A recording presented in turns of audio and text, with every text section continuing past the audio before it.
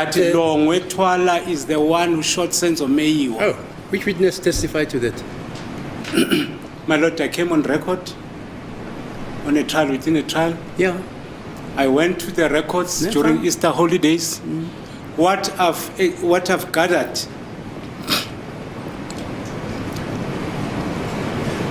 is the information that will be sufficient for me to proceed with the trial, with the main trial. Yeah, fine. Yeah, I don't have a problem with that.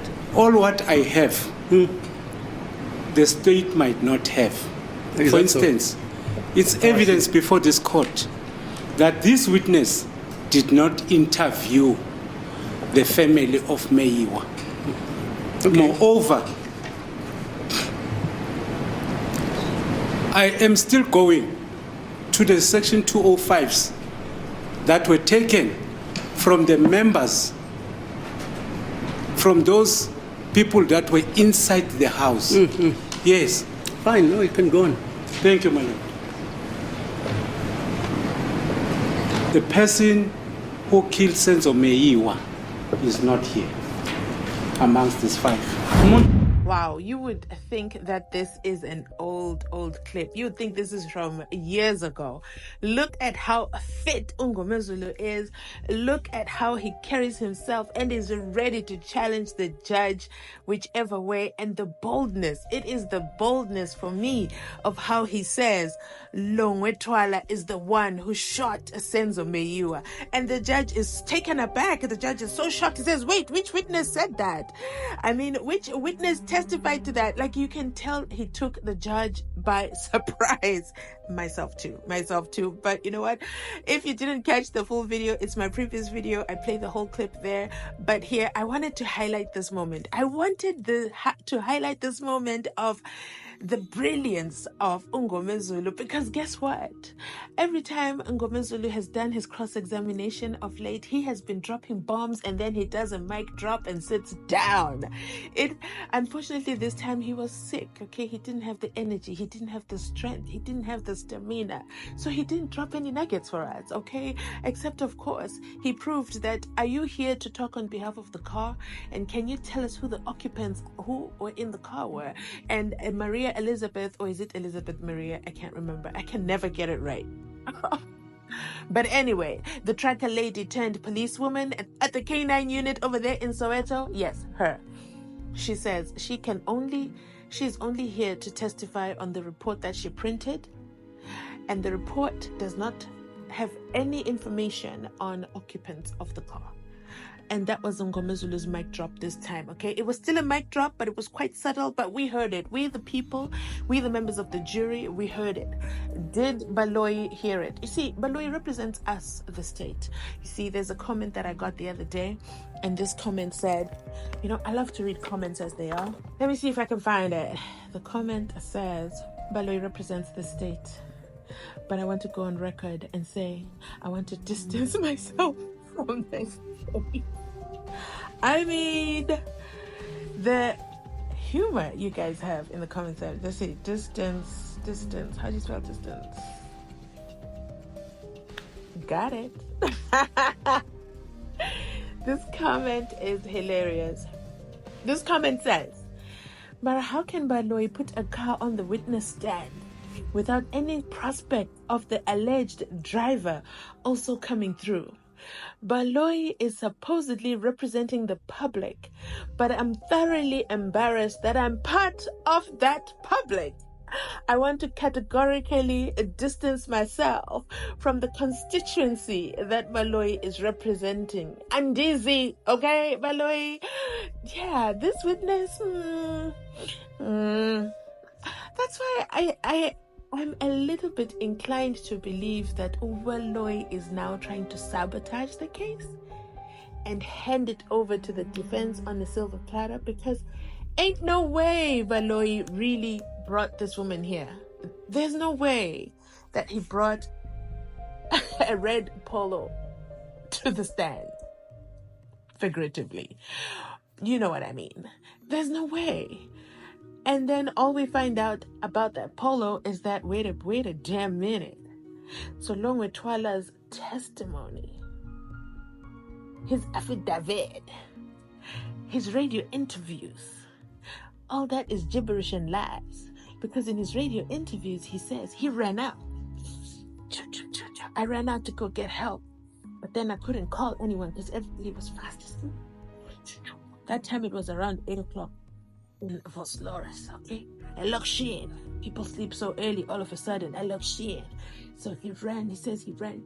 He says that he ran and ran and ran. Chigi. AVL says 4 minutes later he was right there, back inside Pagati. So did he get the help? But then there's another comment with another theory.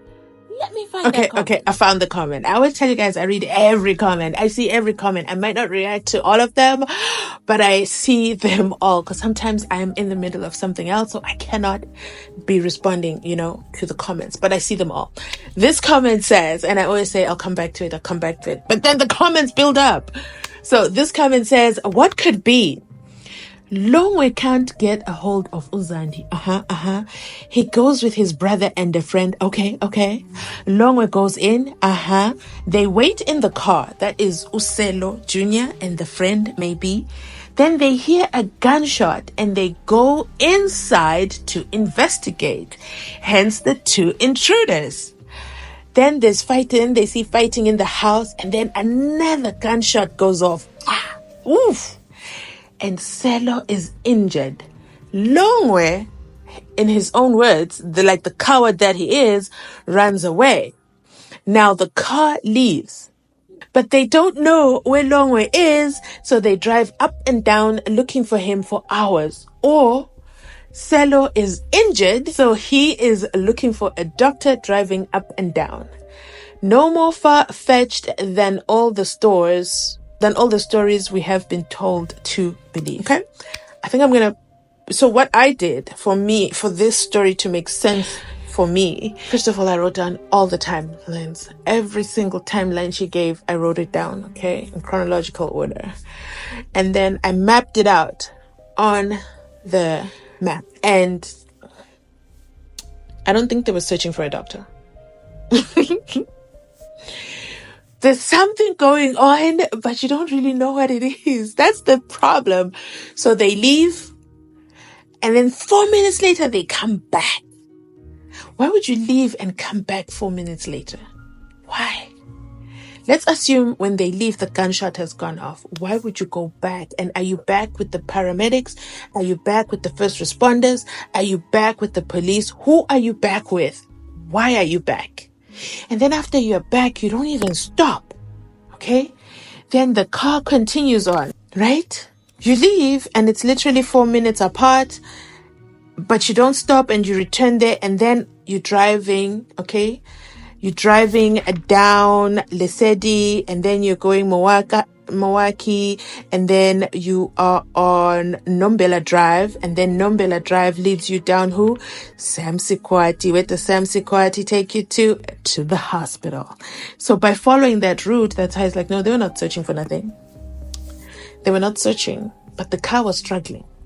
I don't know if the car was struggling because the driver was struggling, because a car responds to the driver. What could possibly have been going on? And then you also have to factor in that it was 2014.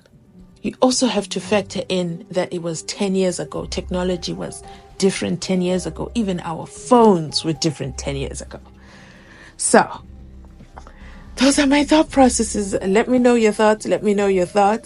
Yeah, I wanted to share that clip from Mngomezulu. Longwe shot SENZO. Wow. Can't wait for him to come back. Can't wait for court to be back in session. I don't know what he's going to say with Ukininda, but I just know it's going to be another mic drop. Checkmate. And then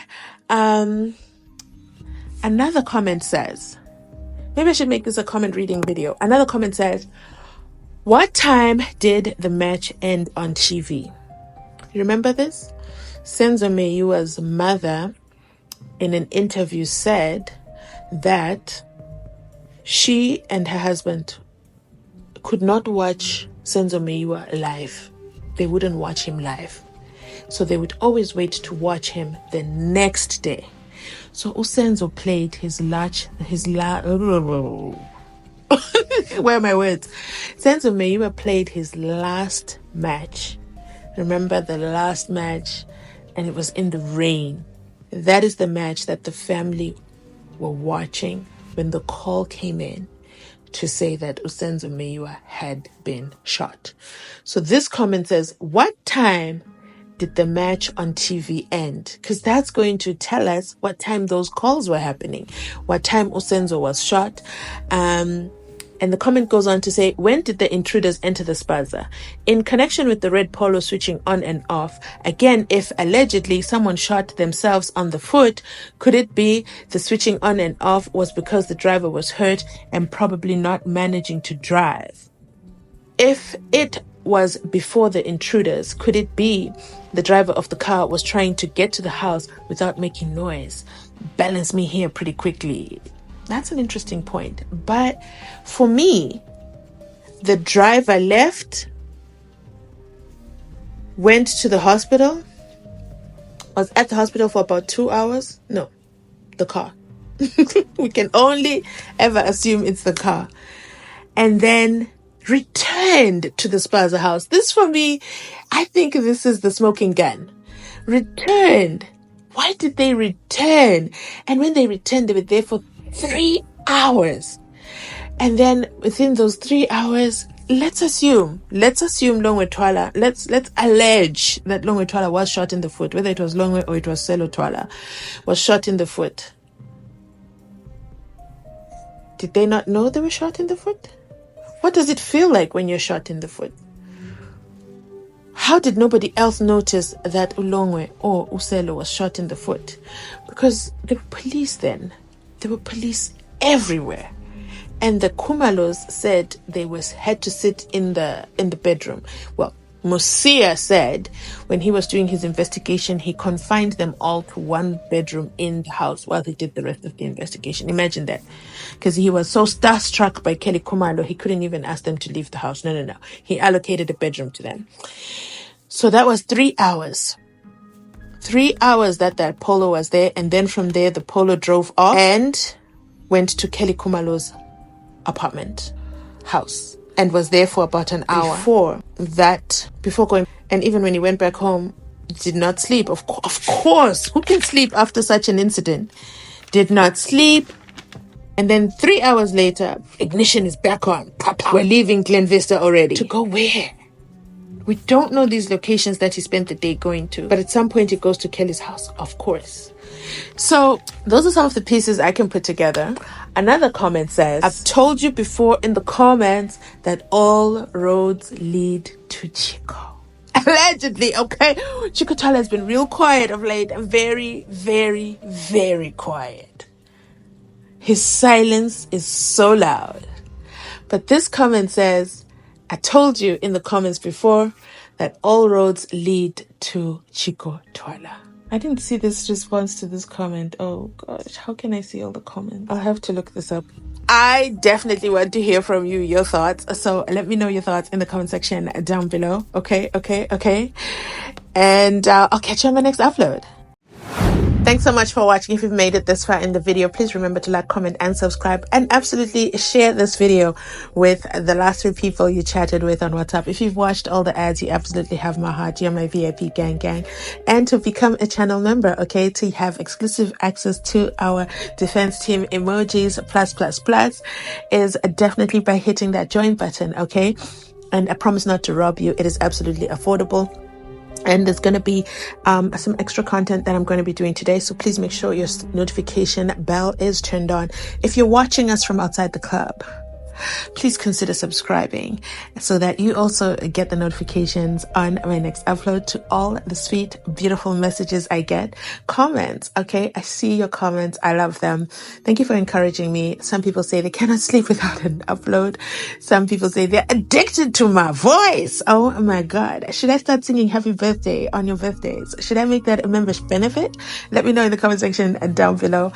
To my shy gang, you too count on this channel. Make sure you drop a soccer emoji in the comment section down below, as we're here together, gathered for justice for Senzo Meyiwa. Thanks for watching. I'll catch you on my next upload.